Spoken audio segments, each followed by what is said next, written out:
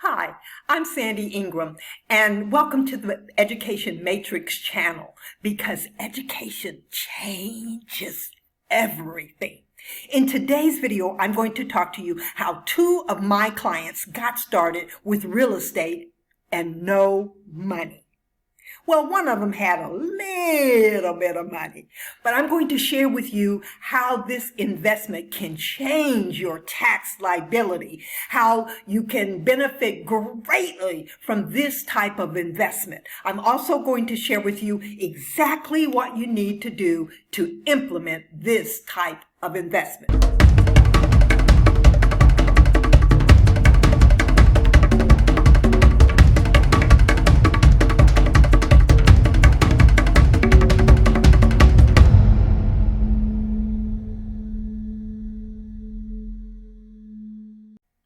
First of all, if you are really serious about this, then you will want to improve your carpentry skills. You can learn on online platforms like Udemy. I'll leave a link in the description to a great video to help you get started in your carpentry work. But the basic foundation, the secret, for my clients at least, was to find the worst properties that needed fixing up in the best areas for the cheapest cost. Now, this project is a very large project, and let me give you a little bit of history without disclosing confidential information on the two different tax clients that I speak about. One, a family member passed away and left a very nice home that was fully paid for. He then refinanced the home and then began purchasing properties, fixing them up, and renting them. Now, his story is many people do this. But the client that I really want to share with you, she's a single mom. She didn't really have any money. But what she did is she followed the investment plan that I'm going to share with you. It's not my investment plan, it's hers, but I had permission. I'm going to share it with you without disclosing any confidential information. This fixer-up is not my recommendation unless you really know what you're doing. This is more like it. This is what a fixer-up could look like. You could make this oh so beautiful. The first thing you want to do, based upon my client's plan, is get the address of the property. Now, she found this was an apartment building, a 12-plex, and basically it had become a drug house where drug addicts, dope addicts would go to shoot up, etc., etc.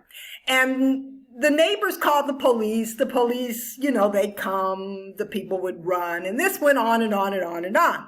So she decided that she wanted to try to buy and fix up the property. One, because her children may have lived close by. So she got the address of the property. She talked to the neighbors about the owner, who was absentee, and she checked out the school district, which she pretty much already knew about, or not. And then what she did is she went to public records. Now, public records will give you the name, address, and details of all properties that are in the city or the county. She looked for unpaid property taxes, building code violations, drug houses, absentee owners. This is how you find out who owns what. Now, she didn't have any money, so she set up a legal agreement. And her brother, who happened to be someone that I knew, helped pay for the attorney to set up the legal agreement. And what the agreement said was that she would fix up the property and the owner would retain ownership, but she would also be an owner. And basically she put her time and effort into fixing up this 12-plex. Her brother helped her with recycle items, kitchen items, bathroom items from recycled warehouses, and she went to work little by little. After she finally got the apartments on a basic level of acceptance, she started to rent the apartments out. Now, the first thing that I recommended that she do is hire a management company, that she not be the face for this business, that she hire a professional management company. And those management fees are tax deductible 100%.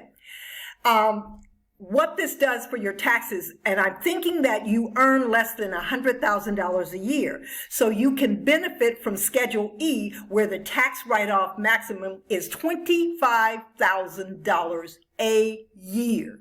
Now, guess what? Using the depreciation, which you can never depreciate the land, remember that, the mortgage interest, once she refinanced the property, and the property taxes, the maintenance fees, the management costs, you can show a loss on the property for up to 27.5 years. And the IRS usually won't say a word.